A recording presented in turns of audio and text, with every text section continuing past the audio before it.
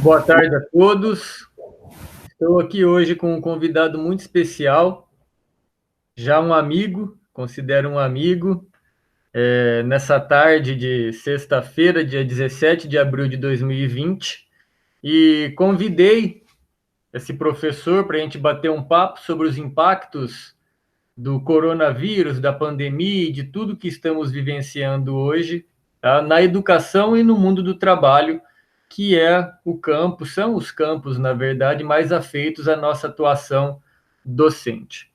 Então, eu estou aqui hoje com o professor César Nunes, professor da Unicamp, um querido amigo, parceiro do Instituto Federal do Paraná e parceiro também do campus Jacarezinho do Instituto Federal do Paraná. O professor César Nunes, ele é formado em Filosofia, História e Pedagogia, tá? Ele é professor titular da Unicamp, da Faculdade de Educação da Unicamp, livre docente e doutor em Educação. E hoje aceitou carinhosamente esse pedido meu para conversarmos um pouquinho sobre educação no presente e educação no futuro, diante desse quadro de pandemia, tá?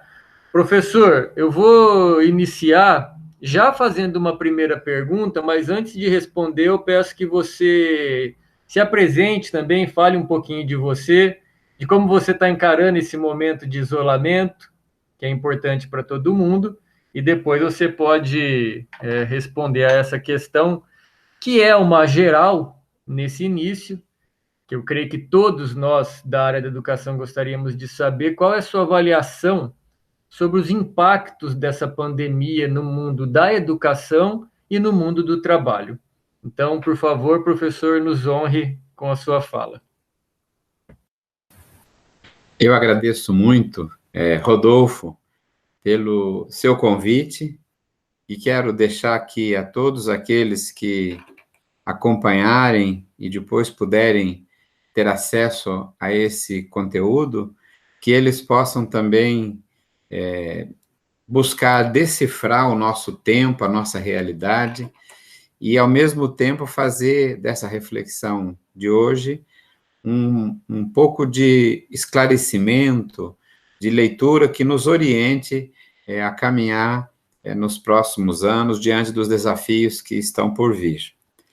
Eu sou professor aqui da Unicamp, como o Rodolfo já disse, mas eu sou do norte do Paraná, né? A minha origem é numa cidadezinha chamada Congoinhas, que fica bem perto, e estudei durante 7 anos da minha vida no Seminário Diocesano de Jacarezinho. Então, tenho uma relação afetiva com o norte pioneiro, o norte velho do Paraná. Já estive presente por algumas vezes no Instituto Federal do Paraná, mais ainda no campus de Jacarezinho, mas já pude estar também em outros campi do próprio Instituto, até mesmo na cidade de Curitiba. Então, eu tenho com o Instituto Federal do Paraná também um carinho muito grande, uma identidade pessoal e institucional. Eu entendo e lembro agora um famoso conto, o conto de Sherazade, que a gente fala aqui no nosso coloquial Sherazade, né?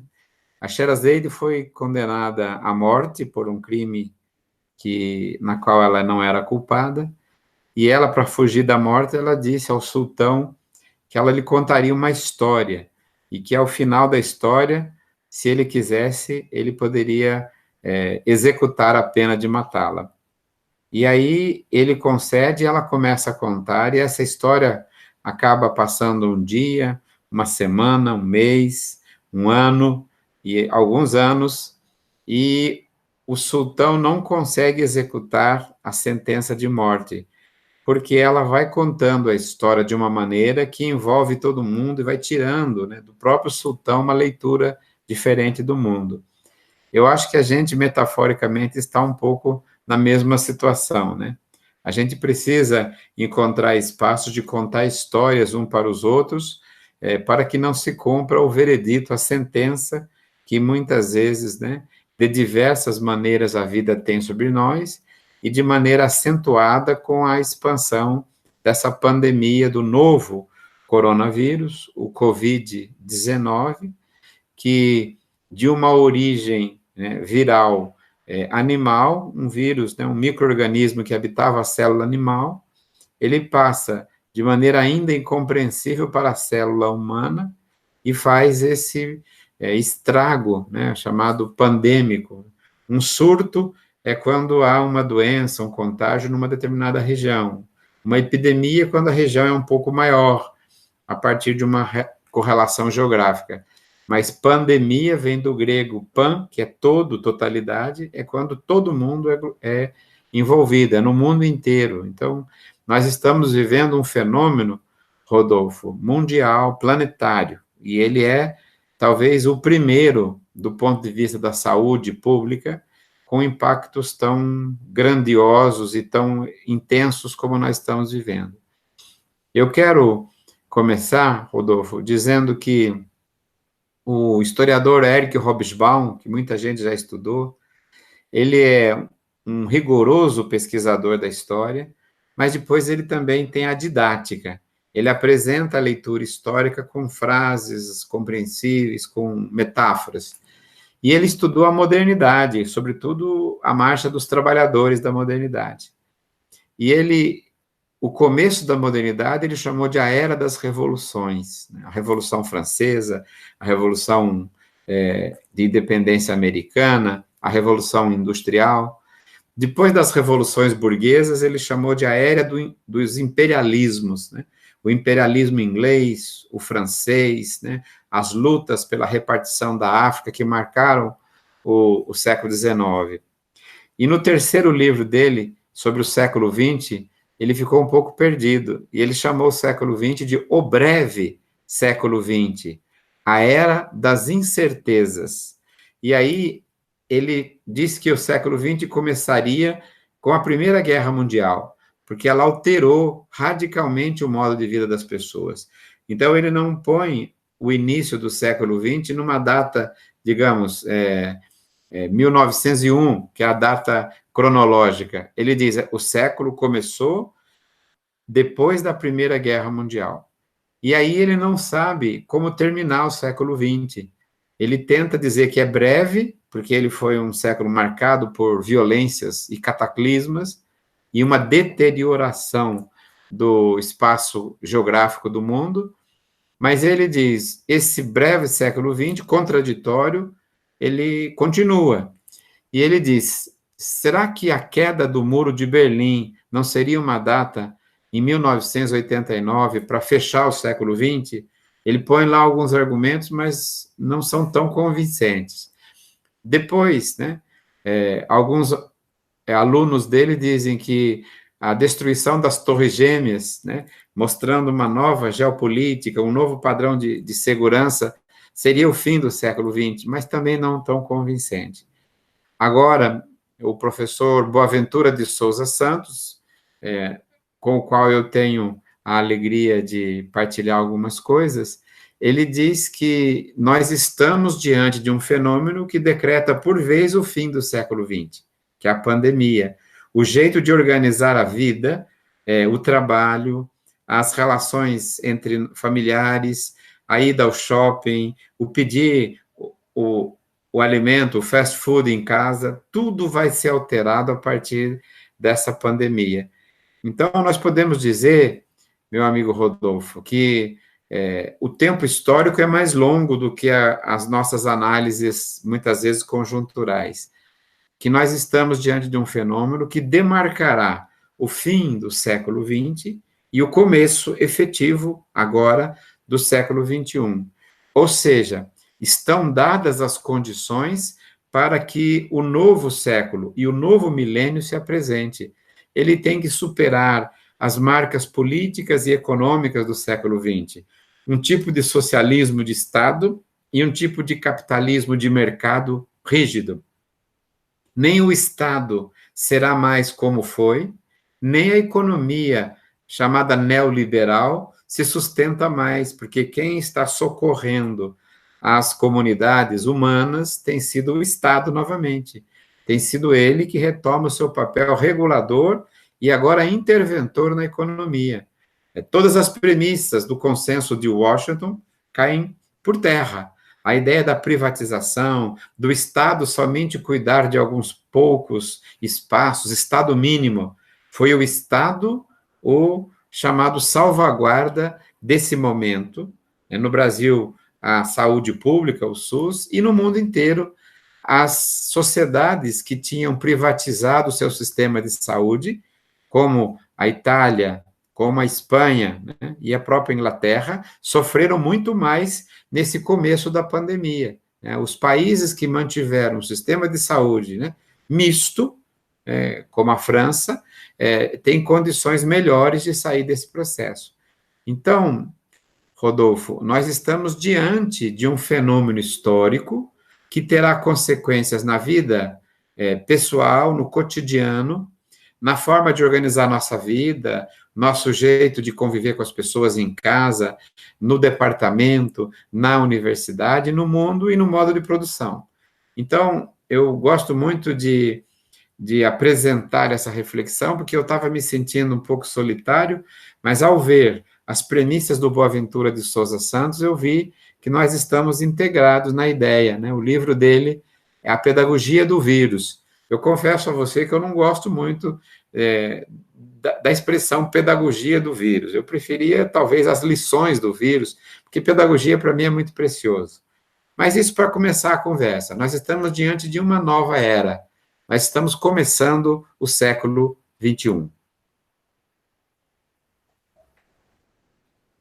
Que bela reflexão inicial, professor. Como sempre, é um prazer ouvi-lo. Sempre que eu te ouço, na verdade, eu fico um pouco mais otimista. Eu sou um pouco pessimista por natureza. Talvez seja uma autodefesa, porque o que vier depois do pessimismo de bom é lucro, né? Talvez seja uma defesa inconsciente do meu ser. Mas te ouvindo que sairemos desse momento para uma nova estrutura de mundo, né? Mais equilibrada, talvez, em que o Estado e as questões de defesa do coletivo passem a ser também foco, né? Inclusive do mercado, porque as coisas não funcionam de maneira separada, é tudo articulado o tempo todo. Né, mas eu, observando algumas questões no mundo aí político, me assusta que talvez as medidas de austeridade, né, de ataques aos direitos das pessoas, aos serviços públicos, né, aos direitos coletivos, eles sejam mais violentos do que já vinham sendo, né, nesse momento. Né, exatamente por causa da crise do capital. Eu torço para que esse meu pessimismo esteja errado e o seu lado bom de ver a vida e as coisas seja o que prevaleça, e eu confio muito mais na sua visão do que na minha. Então, estamos num bom caminho aí. E pensando isso, né, sobre essas novas perspectivas que virão, essa reconstrução, talvez, do mundo, essa abertura do século XXI, e essa reflexão é muito interessante, né? Colocar esse momento como o final do século XXI, que o Hobsbawm tinha deixado em aberto mesmo, e pelo impacto dele, me parece que é algo bastante forte para a gente considerar mesmo o final de uma era e o início de uma nova era. Então, pensando nisso, né? Se iniciaremos uma nova era, e uma nova era em todos os aspectos da sociedade, eu acredito que no Brasil, e essa é uma luta que você vem travando já há muitos anos, né, professor? No sentido de se construir uma nova educação, se construir uma nova pedagogia, né? Que realmente faça com que as pessoas sejam formadas de maneira integral, né? Que elas tenham contato, que adquiram aprendizagem e não sejam apenas seres de memorização curta de conteúdos para aplicar numa prova, o que não faz com que essas pessoas se desenvolvam e as consequências dos resultados de uma educação desse nível, né, dessa característica, elas são muito cruéis na sociedade. Vide a desigualdade da sociedade brasileira.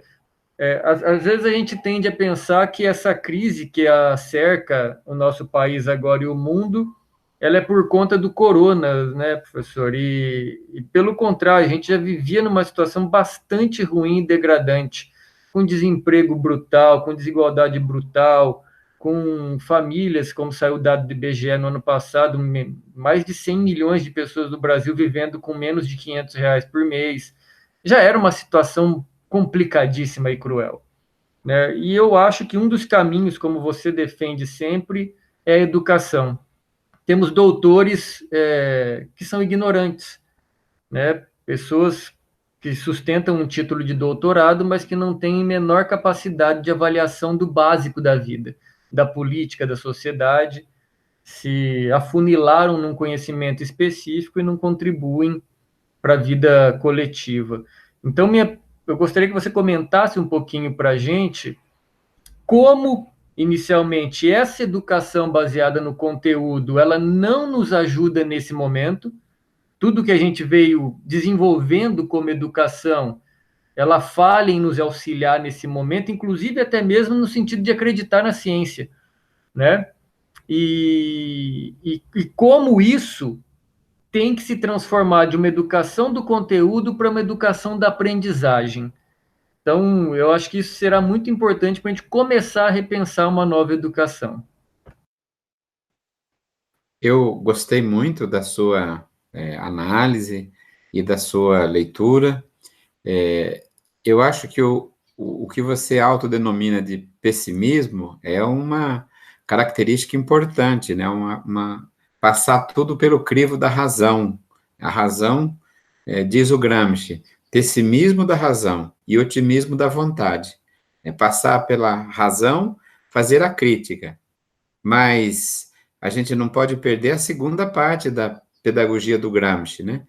Pessimismo da inteligência, otimismo da vontade. Tudo foi assim até agora, mas pode ser diferente, né? A gente não pode declinar da esperança, a esperança real, né? Concreta, da esperança política produzida pelos homens para a transformação da realidade. É a única coordenada histórica que nos orienta e que nos alenta a continuar a nossa trajetória. Então, acho que as duas coisas se articulam, né? Fazer uma análise crítica forte, mas, ao mesmo tempo, uma disposição política da vontade, altruísta, humanista, como nós temos lutado, né? Você, no seu ofício, eu no meu, aí no Instituto, no mundo, no país, no nosso estado do Paraná, seja qual for a dimensão que tomarmos. Veja, eu entendo, Rodolfo, que a pandemia do coronavírus, ela só deixa aberto, ela mostra o final, o esgarçamento final de um modelo de sociedade neoliberal, né, extremada, né?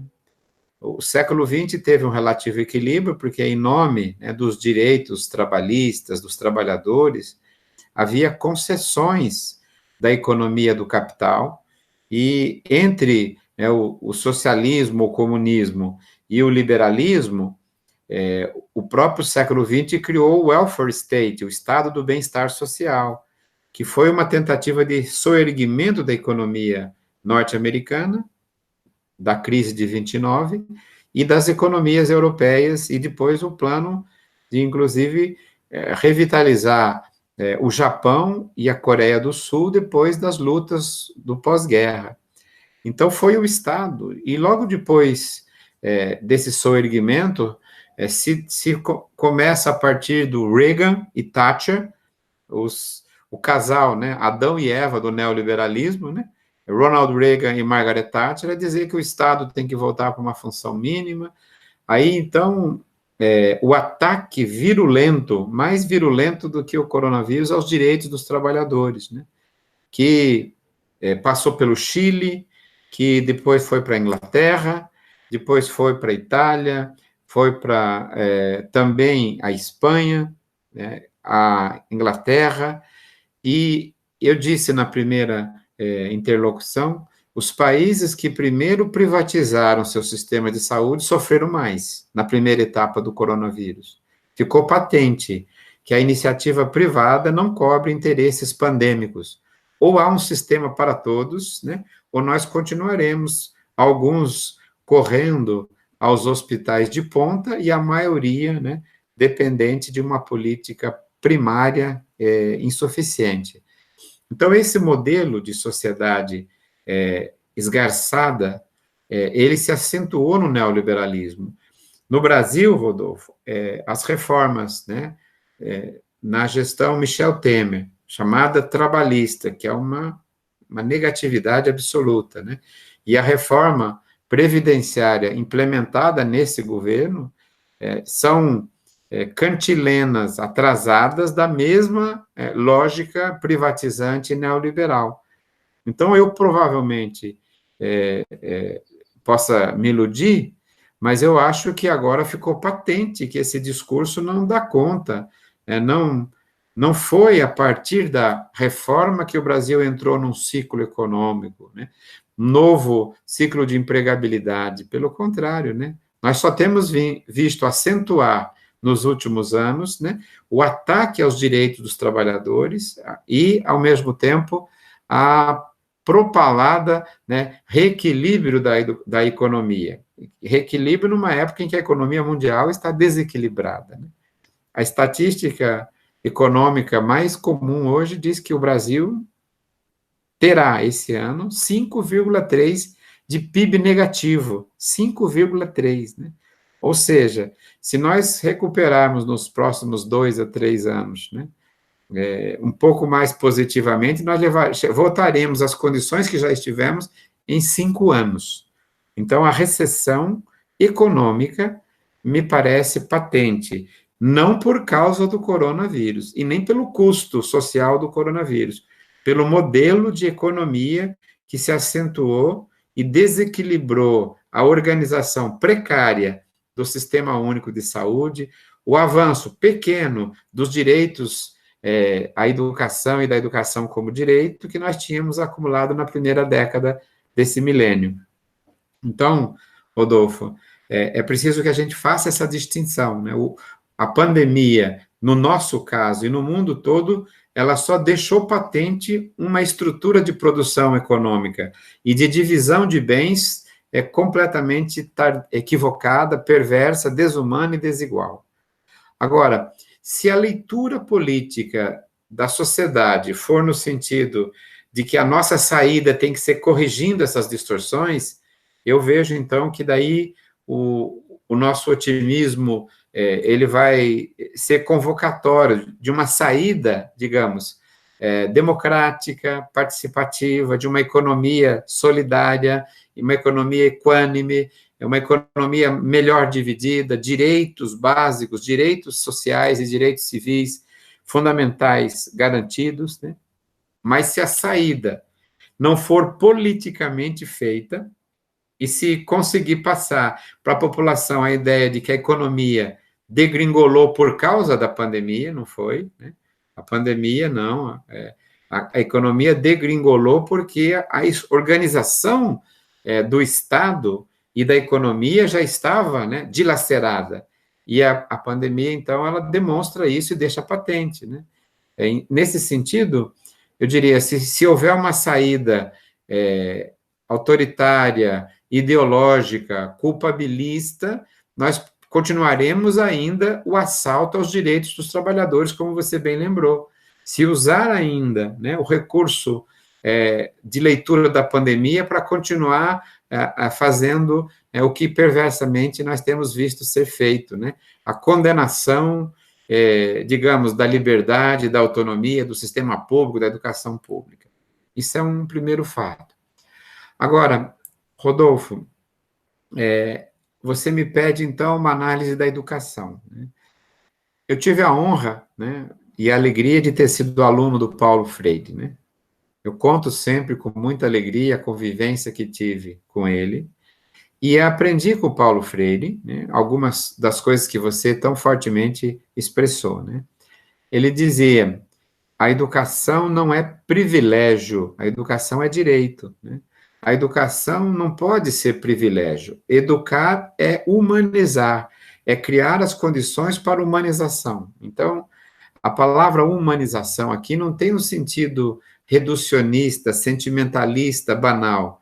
Educar é produzir o ser humano para a vida em sociedade. Quando alguém não tem acesso à educação e à escola, nós já temos uma primeira perversidade, uma desigualdade. E quando alguém entra na escola, sejam pelas lutas sociais que forem, e na escola não recebe uma educação, uma política educacional, uma mediação pedagógica para que ele permaneça na escola, para que ele aprenda na escola.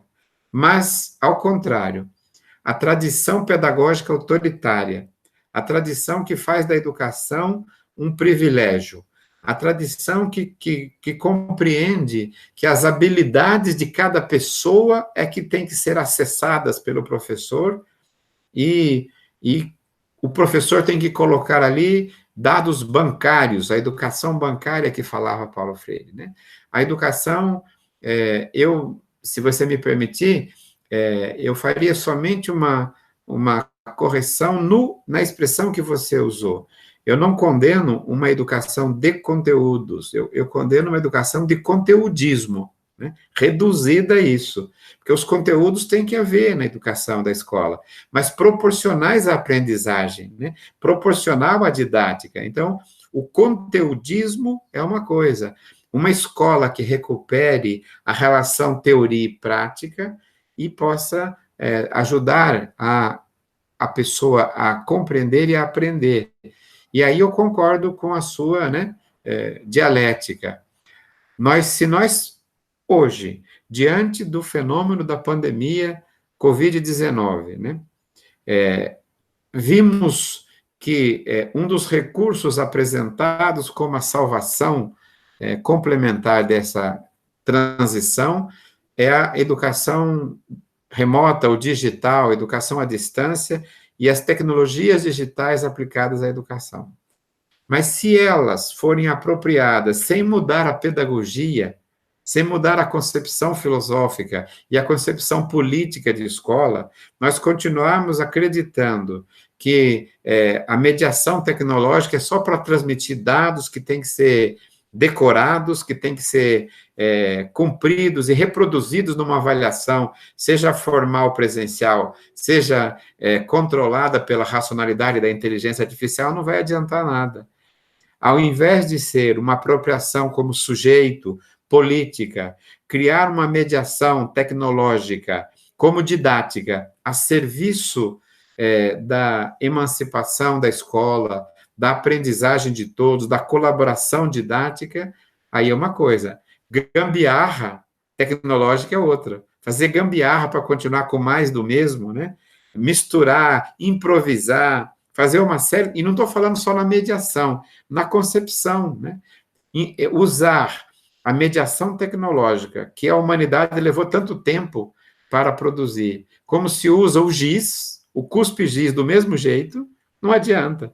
Com o autoritarismo do professor, determinismo dos conteúdos pré-estabelecidos, né?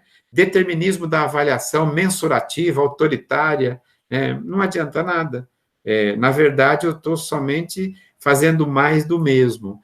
Daí o problema não é nem a tecnologia, digamos, é exatamente o perfil político do professor e o perfil institucional da escola brasileira.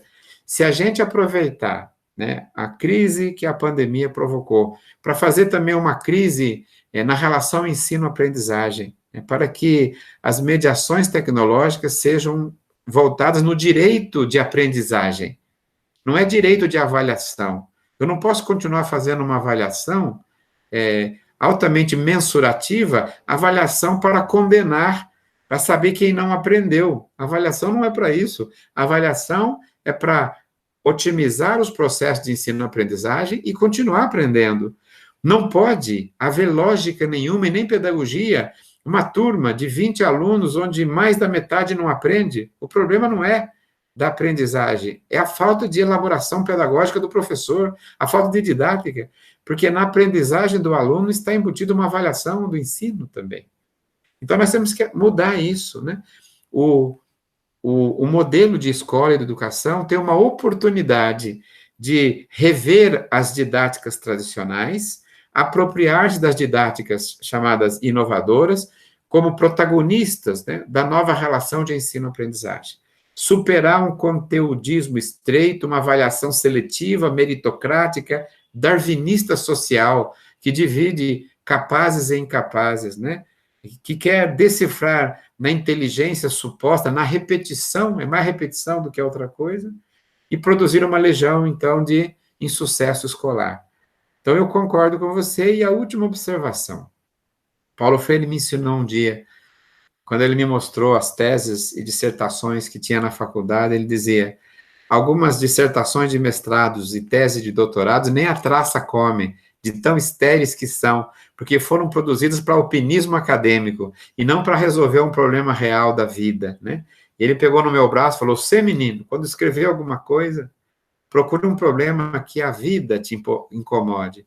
Atravesse pela teoria e depois volte com uma solução capaz de iluminar, de ajudar tanto você quanto os outros a entender melhor os desafios da existência humana." Tem muito doutor, né, que tem um doutorado estreito, parcial, que não lhe permite compreender a totalidade. Também fruto de uma pós-graduação conteudista, que produz doutorados, né, a mancheias, mas não tem uma base nacional capaz de compreender que quanto maior é o grau de pesquisa, melhor, mais, digamos, universalista tem que ser a resposta de cada cidadão, de cada pessoa. Uma educação, uma pós-graduação a serviço da sociedade e não meritocraticamente do indivíduo. Perfeito.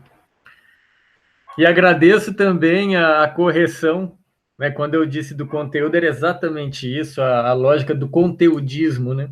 Como se quanto mais você passar de informação, mais se aprende, o que não tem correlação nenhuma uma coisa com a outra, né? O T.S. Eliot, o poeta, ele dizia, ele fazia uma pergunta, na verdade, né? Ele dizia assim: quanto conhecimento se perde na informação, né? Porque a lógica da escola hoje, da maioria delas, né? A gente não pode generalizar, tem muita gente fazendo coisa boa por aí, mas eu vejo em algumas propagandas, inclusive, especialmente de escolas privadas, né? Dizendo assim, essas escolas que vão desde o infantil até o pré-vestibular, falando, nós começamos a preparar seu filho para o vestibular desde do infantil. Desde bebê, praticamente, desde a creche, a gente prepara ele para o vestibular.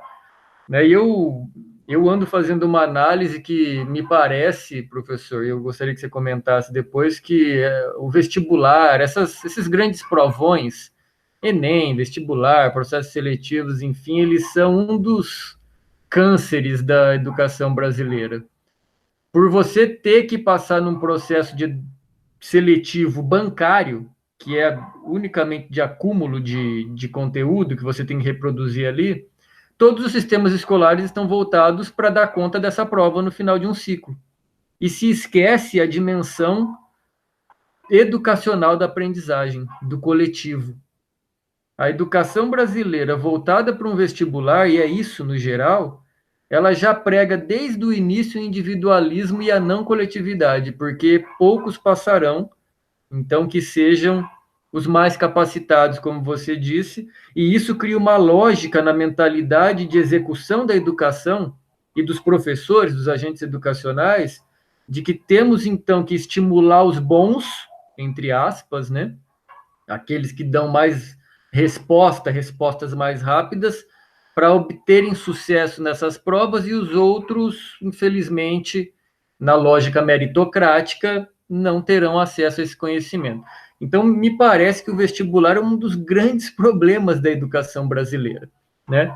Mas temos outros que eu gostaria que você comentasse também, professor. Por exemplo, agora que a gente entrou nesse tema da educação, né, com o uso dos recursos tecnológicos, a educação à distância, né, mediada à distância, eu vejo com um pouco de temor a educação à distância, mesmo aqui tenha preocupação com a aprendizagem por dois motivos. Eu vejo, primeiro, uma questão de fundo filosófico, né, que você pretende educar humano sem ter contato humano, né? Eu acho que, independente da qualidade que se faça numa educação à distância, ela nunca vai substituir a interação pessoal.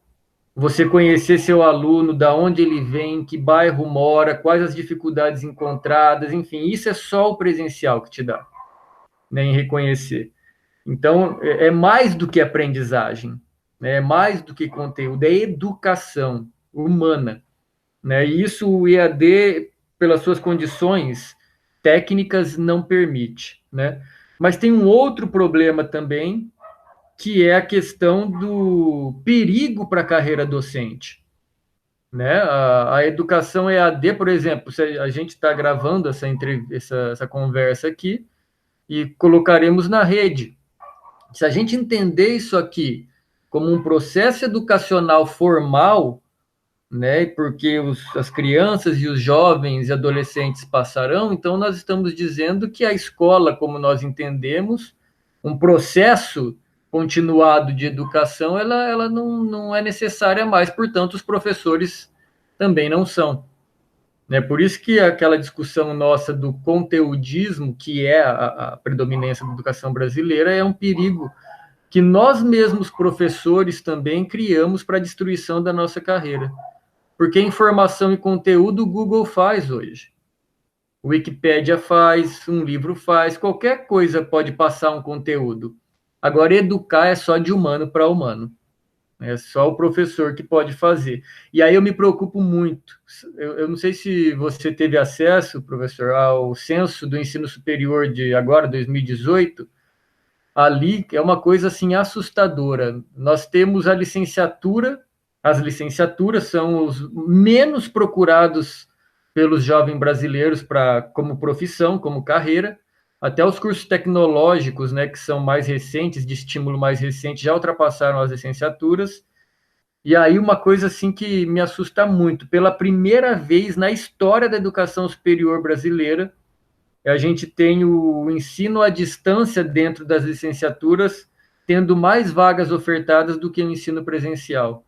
Nós já estamos educando nossos professores numa maneira à distância, sem contato humano, e pela avaliação geral que nós temos da educação à distância no Brasil, num paradigma do conteudismo, e não da educação integral, da formação geral, coletiva. Então, eu gostaria que você comentasse todos esses perigos que estão nos acercando, que vêm da pandemia, a gente refletir sobre isso, mas como toda essa educação mediada por tecnologias, ela nos atinge em todas essas questões. E também do vestibular, não esqueça que isso eu gostaria muito de ouvir você.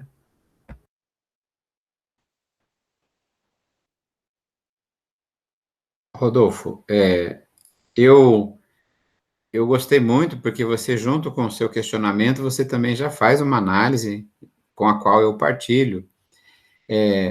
A atitude de produzir uma educação em uma escola, ela é uma atitude política. E as camadas populares, as classes médias, né, e as classes dominantes, cada uma delas tem uma aspiração para com a educação, para o capital escolar. Né? E na sociedade de classes, essa aspiração, para alguns, ela é, digamos, cumprida através das políticas educacionais, do número de vagas, do pensamento e da lógica do sistema, e para outros não. Então, quando é que o Brasil entra na modernização econômica? É a partir dos anos 30, quando a escola e a fábrica produzem a realidade da educação brasileira. Então, Getúlio Vargas, o gaúcho Getúlio, ele tem uma famosa afirmação, né? A escola é irmã siamesa da fábrica. É preciso ter escola para preparar, né, o cidadão para o trabalho na sociedade. Então, Getúlio coloca, nos anos 30 do século passado, uma vinculação, submete o saber escolar à economia.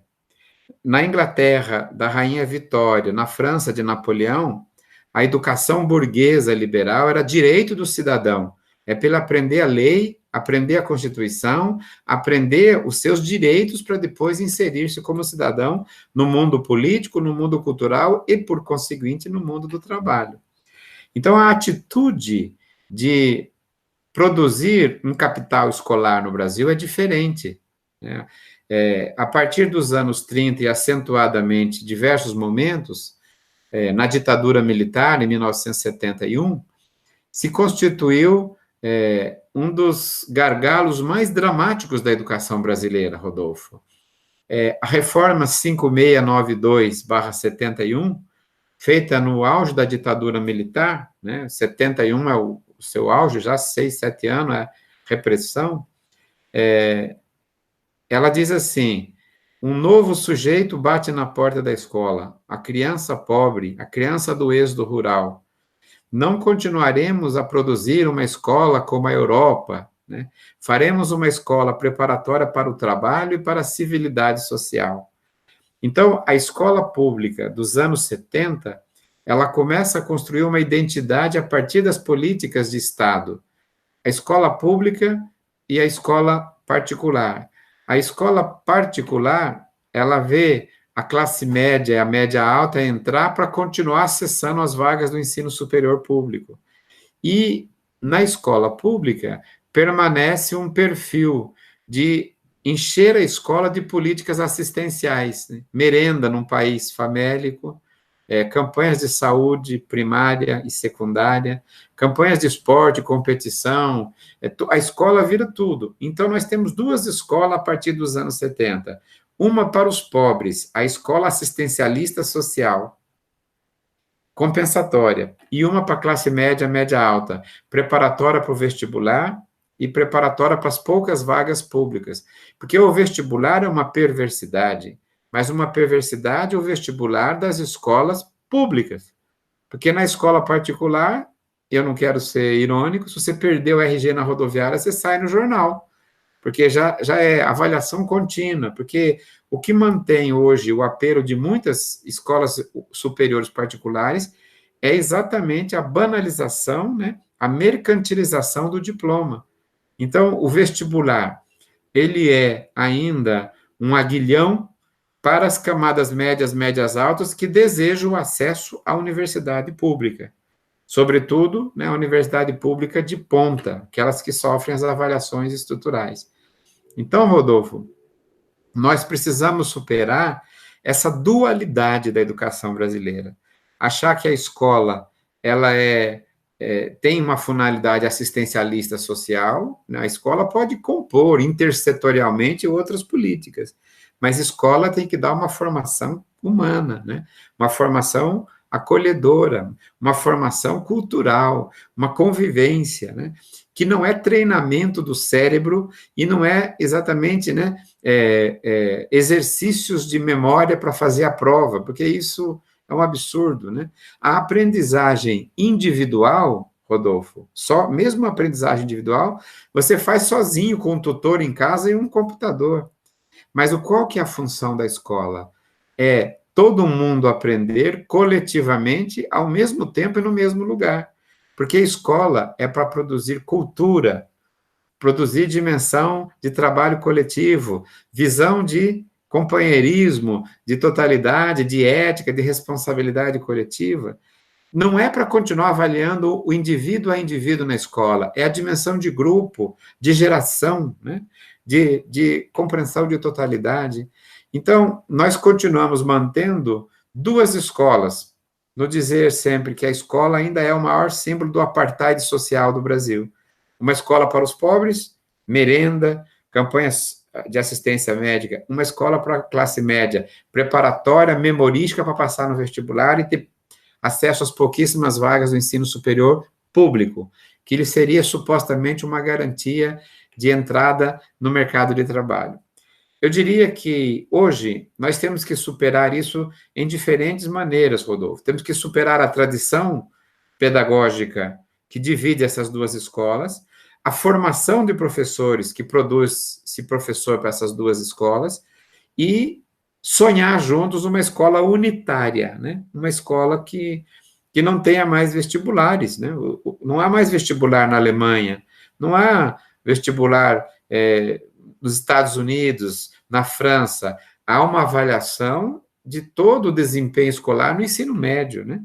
E a Universidade de Paris, por exemplo, tem uma universidade chamada Paris 8, que é uma das universidades mais democráticas, que você não precisa, inclusive, comprovar o ensino médio. Você pode ficar 3 meses na universidade, depois faz uma prova e entra, né?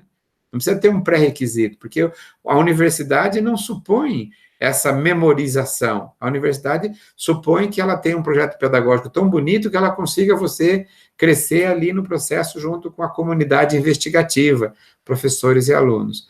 Então, se as tecnologias digitais, que hoje estão sendo demandadas até pelo isolamento social necessário, entrarem na escola com, digamos, o veredito que eu diria, quer dizer, desculpe, o gabarito da tecnologia digital for o do rendimento, da memorização, do controle, da vigilância, digamos, da punição, da memorização, nós vamos ser a mesma coisa.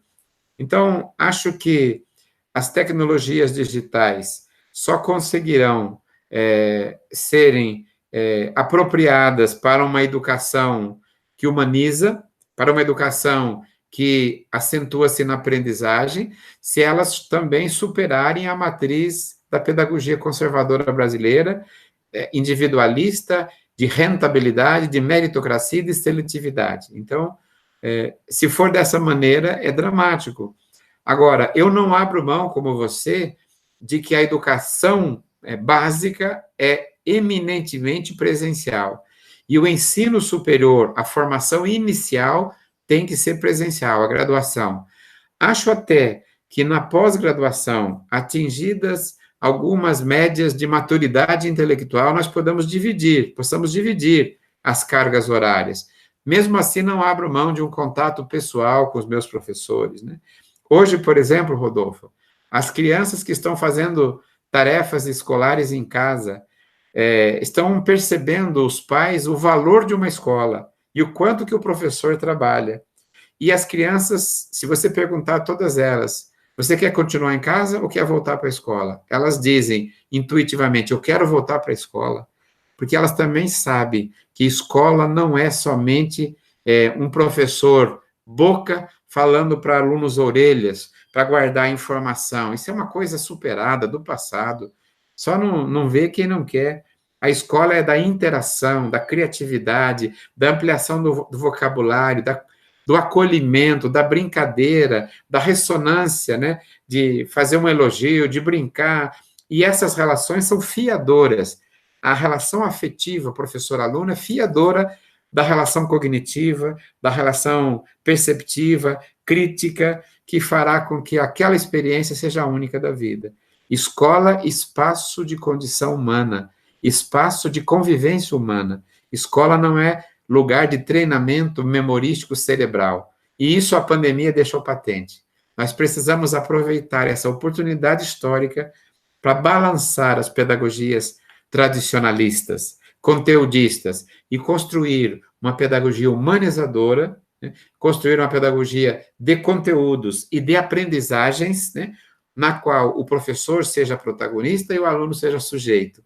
E isso até podemos nos apropriar das tecnologias, submetidas a essa relação pedagógica inovadora. O professor que tem medo de tecnologia é aquele que se reduz simplesmente a passar conteúdo, porque daí sim um vídeo pode continuar passando conteúdo. Mas o professor que questiona, que debate, que usa o conteúdo para começar a aula, só que aquele conteúdo fica pequenininho perto do que o professor faz com ele, esse professor está para nascer. E ele pode aproveitar essa pandemia para ser um novo professor também. Eu estou ficando cada vez mais feliz aqui, professor, de ouvi-lo, por ver que as minhas análises da realidade educacional do país não estão tão equivocadas assim. E E eu digo mais, que eu sei que essa é sua defesa, já vi você falando algumas vezes, né? Eu acho que essa pandemia, como você citou no início, ela vem demonstrar a importância da coisa pública, né? A importância do Estado. Essa balela de Estado mínimo, isso nunca funcionou em lugar nenhum do mundo. E não vai funcionar, porque a existência de um Estado pressupõe alguém que cuide da sociedade, do equilíbrio, da harmonia. Se não é para isso, não tem lógica a discussão de um Estado, e aí é uma guerra de todos contra todos, né? E mais que isso, eu diria que a escola, para ela dar um salto de qualidade e criar outras relações sociais, econômicas e culturais, ela teria que ser toda pública, né? Não existir mais escola privada, teria que ser toda pública com a mesma qualidade para todos, né? Porque na escola, como você claramente deixou agora para a gente evidente, professor, a escola não é só um local de conteúdo, de informação. Ela, além da aprendizagem, que pode ser realizada numa escola, não quer dizer que sempre acontece, ela cria outras relações de sociabilidade, né? Inclusive no contato com o diferente, com a diversidade, no respeito ao que não é igual a você, ao que pensa diferente, a uma etnia diferente, religião, posição social. Se a escola não existe, tudo passa a ser mediado pela tecnologia, toda essa riqueza das relações sociais entre diversos se perde. E a gente tem um problema gravíssimo nessa estrutura de ressurgimento de maneira muito mais numerosa e quantitativa de processos de preconceitos, xenofobias e seus congêneres, né? E, o, e eu acho que essa questão do vestibular, né, só para complementar, é bem isso, né? Claro, não generalizando a questão de perder o RG, a não ser num curso de medicina, né, professor? E aí a gente tem que, por que no curso de medicina? Não é porque as pessoas todas adoram ser médico, né? É uma lógica única e exclusivamente do capital, financeira. Porque é um curso no Brasil que você é bem remunerado, muito bem remunerado, independente de onde você fizer esse curso, né? Que é a cultura do doutor no Brasil, né? O doutor é o engenheiro, o médico e o advogado. Então, essa escola nossa, porque ela é mediada por essa relação individualista do capital, ela projeta nos estudantes, desde criança, a lógica da competição, da individualidade e do sucesso como recurso financeiro. Por isso que é a medicina que vai ser concorrida em qualquer lugar que ela for ofertada, né? E aí a gente, por exemplo, fala estude para virar médico, estude para virar juiz. Está vendo o juiz lá? Ganha 70, 80, 100, 300 mil reais por mês. Ao invés de se fazer a crítica dentro da escola, e aí isso passa a ser doutrinação na cabeça de alguns, né, professor? Ao invés de se fazer a crítica a um servidor público, como é o juiz, o desembargador, ou seja, ele é um servidor público pago com dinheiro público que é proveniente do dinheiro de todos, tendo vidas nababescas, né, para executar uma função de Estado que sim é muito importante, sim, precisa ter uma remuneração digna, mas o que a gente vê no Brasil é o achincalhamento da população brasileira mediante essas castas, né, mediante essas castas de bom viver, né? Se a gente for pegar hoje um auxílio moradia de um juiz, ele é maior que o salário de 90% dos professores brasileiros. Só o auxílio moradia, que beira os 5 mil reais, sem incidência de impostos ainda, porque é um auxílio. Então, essas questões, em vez de ser trabalhadas na escola de maneira crítica, elas são fomentadas, elevadas ao pico da pirâmide, como que fosse a receita do sucesso. Isso é assustador por um motivo que eu vou querer que você comente agora, para a gente já ir chegando ao fim, professor. Que a gente ainda nessa lógica do vestibular e das profissões para a vida, nós estamos ficando para trás dentro desse novo mundo que vem se construindo, que alguns especialistas chamam de a Revolução 4.0, né? Ou o mundo do pós-emprego. A gente não pode falar o mundo do pós-trabalho, porque trabalho é qualquer coisa que a gente faz e pode ser considerado trabalho, mas é o mundo do pós-emprego. Saiu um estudo em 2016 e outro em 2018, professor, chamado The Future of Jobs, né, feito pelo Fórum Econômico Mundial, Davos, em Davos, né, que eles fizeram lá e que eles dizem, eles configuram para a gente o futuro do mundo do trabalho. E tem lá um dado que me assustou demais quando eu vi, que é, para eles, ali em torno de 2025, talvez só alguns anos depois, mais da metade de todo o trabalho realizado no planeta vai ser feito por máquina, ou inteligência artificial, robô, enfim. Né? Vai ser a primeira vez na história da humanidade que mais da metade do trabalho requerido socialmente para a manutenção da sociedade não vai ser realizado por humanos. Isso a partir de 2025, é amanhã. O que nossas escolas estão fazendo com esses estudantes, passando uma lógica eu diria até fraudulenta de visão de futuro? Porque as profissões para a vida, elas estão se dissolvendo mais rápido do que um gelo derretendo no fogão. Não existirão muitas profissões de longo prazo, a não ser essas grandes profissões. Aliás, nem essas.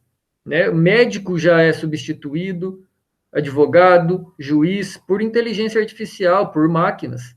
Né? O Paulo Feldman, economista da USP, o senhor deve conhecer, ele fala que pela primeira vez na história essa revolução 4.0 vai fazer com o trabalhador de classe média e média alta o que fez com o trabalhador de indústria e fábrica no início do século XX, que é a substituição massiva de mão de obra por máquina e agora por inteligência artificial. Então, que mundo nós estamos construindo, professor, via educação aqui no Brasil para encarar essa revolução 4.0? Qual seria a educação para o futuro? Olha, eu também acompanho aí a sua reflexão e a gente tem, de um lado, uma esperança de que a gente consiga intervir na produção desse futuro, né? Com as reações, as compreensões, o acúmulo reflexivo da inteligência, da massa de inteligência crítica, para que não haja uma ditadura, né, dessa inteligência artificial sobre a nossa vida, como também se anuncia claramente nessa geração 4.0, né?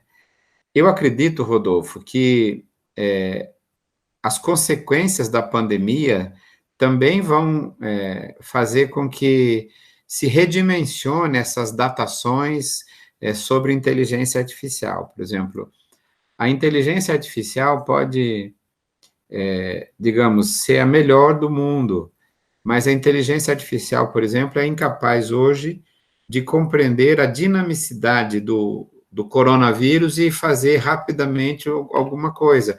O que uma impressora 3D pode fazer, só a pesquisa longa e demorada da capacidade genômica do vírus, é o ser humano que pode fazer, né?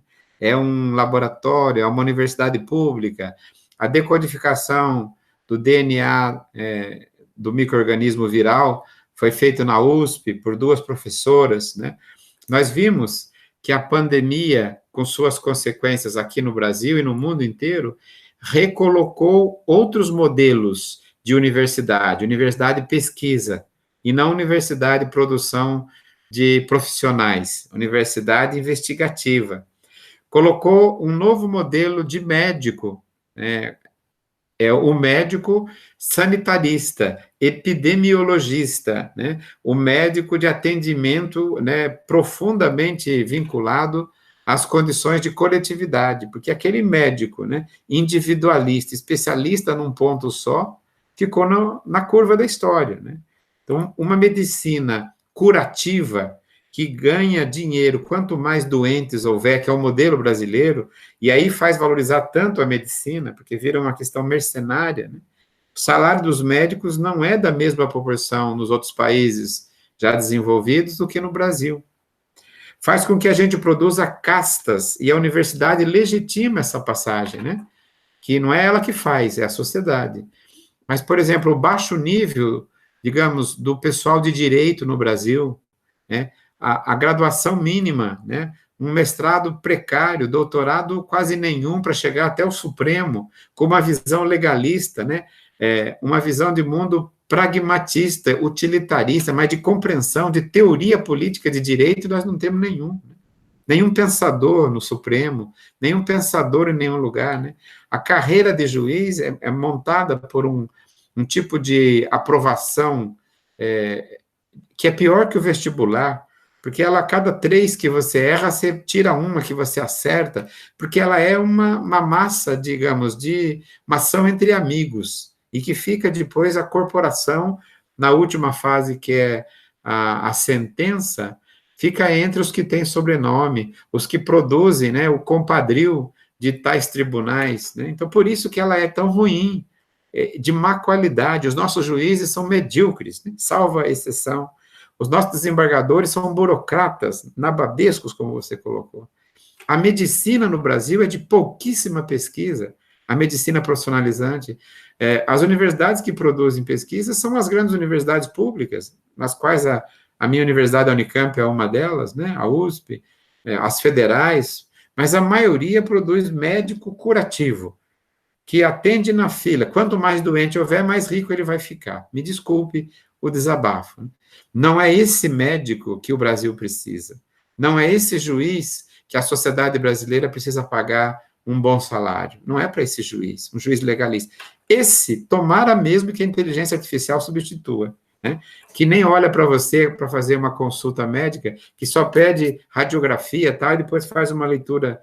Esse, claramente, assim como as tecnologias vão substituir na educação o professor bancário, as tecnologias digitais e a inteligência artificial vai substituir esse profissional também, porque ele não tem autoria. Autoria é quem é autor do seu comportamento. Daí não tem autoridade ontológica, pode ter uma autoridade meritocrática e tal. Então, nós vamos passar por toda essa mudança, né? Isso vai ser demorado, longo, não se faz do dia para a noite.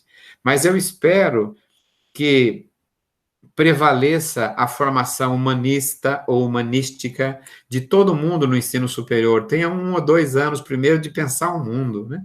Um primeiro e segundo ano seja de compreender de maneira científica a sociedade, né? De compreender de maneira profunda e a partir de uma unidade o projeto de um país como o Brasil, as desigualdades que pesam sobre ele.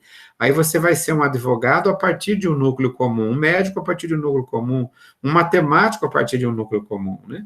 Então, a universidade seja mesmo uma base humanista, uma elevação do espírito, né? E não somente um treinamento e uma chancela jurídica para exercer uma profissão que fica corporativa. Agora, Rodolfo, eu espero que no momento que nós estamos vivendo, a gente reveja muitas programações, né? Esse modelo de vida do século XX não vai dar mais certo. Nós não vamos ter mais grandes shopping centers. Vão ser pequenos núcleos de consumo, porque a segurança pandêmica agora vai ser cada vez maior. O álcool, né? Em gel 70, vai ser em todos os lugares.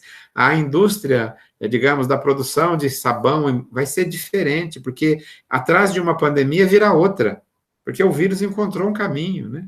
Então, nós vamos encontrar a vacina com pesquisa, com universidade, mas nós não teremos mais grandes eventos esportivos, nós teremos pequenos núcleos e espaços locais, né? Nós teremos que retomar o médico de família, o médico que compreende a totalidade do fenômeno. Nós também sabemos, se fizermos essa análise política, de que tem gente que mora em Alphaville, mas a empregada que ali trabalha pega o ônibus e entra no condomínio, ela vem da favela. Então, é preciso ter cuidado da saúde com quem está na favela, com quem está no ônibus, porque ela também invade, né, e está presente, né, aquele suposto espaço, ela exerce a sua função na sociedade desigual que nós temos. Então, se prevalecer uma visão de mundo que é preciso que a gente divida para todo mundo uma saúde de qualidade, acolhimento aos idosos, diminuição do preconceito, diminuição, né, digamos, e superação da violência, violência verbal, simbólica e material. Então, acho que nós vamos ter que ter uma compreensão de que a agressividade sobre o ecossistema, o que fez com que o morcego, né, tivesse digamos, fosse parasitário do vírus e depois do ser humano? É o campo que cada vez mais é grande industrialização e diminui a ocupação racional do ecossistema. Então, nós teremos uma oportunidade, uma nova oportunidade de pautar um pouco como será a geração 4.0, que a inteligência artificial ela também seja contida em cima de uma ampliação das características humanizadoras, singulares, subjetivantes, acolhedoras na formação e da educação básica e do ensino superior, né? E o mundo do trabalho, no qual o Instituto Federal do Paraná se destaca, né? Eu quero parabenizá-lo, porque quando acompanhei aí as análises, né, do ensino integral no Brasil, né, o Instituto Federal do Paraná, o campus de Jacarezinho sempre estava destacado como um projeto diferente, chamado inovador, e é isso, articulando formação de nível médio com a formação superior de maneira humanista, né, de maneira crítica, de maneira reflexiva, democrática, pluralista, nunca foi doutrinário, nunca foi nada disso que acusam-nos, né? Então, eu queria dizer, esse é o caminho. Tomara que o momento histórico a gente possa também pautar um pouco, não uma ditadura da inteligência artificial, retomando a profética obra do Stanley Kubrick, né? 2001, Uma Odisseia no Espaço, né? Quando a gente tinha aquele filme que parecia todo, né, assustador, hoje já passaram-se quase 20 anos disso, né? E que a gente tenha um ensino superior público, unitário, né, com professores capazes de produzir pesquisa e, ao mesmo tempo, produzir admiração nos alunos, com vínculos afetivos, né, fiadores da relação cognitiva, humanista, sustentabilidade, inclusão, emancipação social. E é isso que eu vejo que é o nosso ofício como professores e como pesquisadores nesse nosso momento. Eu acho que nós também precisamos construir uma experiência histórica diferente para reequacionar a influência da inteligência artificial na nossa vida. Nós somos humanos e tudo que é humano nos diz respeito. Eu concordo com você, não abro mão de que a educação é essencialmente uma relação humana, entre humanos. É um processo de humanização. Estamos chegando ao fim. É um alento te ouvir, professor. Esse bate-papo foi muito positivo para mim. Eu acredito que vai ser também para todos que tiverem contato com essa oportunidade. Eu saio dele menos pessimista do que eu entrei, né? E só isso já faz valer muito a pena esse tipo de diálogo com quem realmente se preocupa com uma esfera da sociedade que é fundamental, que é a educação, que é a ciência, e um diálogo feito com quem passou sua vida toda estudando isso. Eu acho que a qualidade dessa conversa e das análises que você traz, professor César, elas revelam mais uma vez como o conhecimento científico de algum tema, de alguma questão, ele é imprescindível para a gente conseguir compreender o mundo e compreender as pessoas e as relações, né? Especialmente nesse momento que vivemos numa era da pós-verdade, né? Numa era da doxa dominante, quer dizer, o que eu acho vale mais do que a ciência diz. Eu espero profundamente que essa pandemia, se é que há alguma coisa positiva nela, que seja o início dessa mudança, né, dessa mudança, inclusive na compreensão de mundo e na valorização do que realmente importa. Eu espero que ela seja uma reconstrução da lógica acumulativista para distributivista, né, e que sirva, acho que o mais importante para o país hoje, para o Brasil, para o mundo, mas no Brasil, dentro do momento em que estamos vivendo, de obscurantismo, né, de, de um guru intelectual dentro do governo hoje que é uma pessoa desequilibrada, obviamente, com opiniões sem fundo científico nenhum, que sirva então para a gente refundar a educação e reconstruir a valorização que ela merece, né? Que essa sociedade entenda que sem educação, e educação de verdade, de qualidade integral, de formação de seres humanos, e sem a ciência, ou seja, sem financiamento público para isso, o Estado é mais do que necessário para criar a equidade social e a lógica científica de convivência no mundo, não há caminho. A ciência e a educação, se o país quer melhorar e escapar de alguma coisa e ter uma vida futura, esses são os primeiros passos que tem que se seguir. A valorização da educação e de seus profissionais e da ciência, com financiamento de pesquisa, de universidades e por aí vai.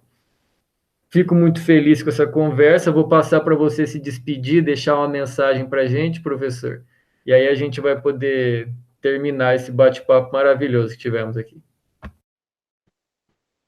Rodolfo, sou eu que agradeço, né? Eu me sinto feliz, estou aqui confinado já há mais de 30 dias. A Unicamp começou essa prática no dia 13 de março, então estou desde 13 de março.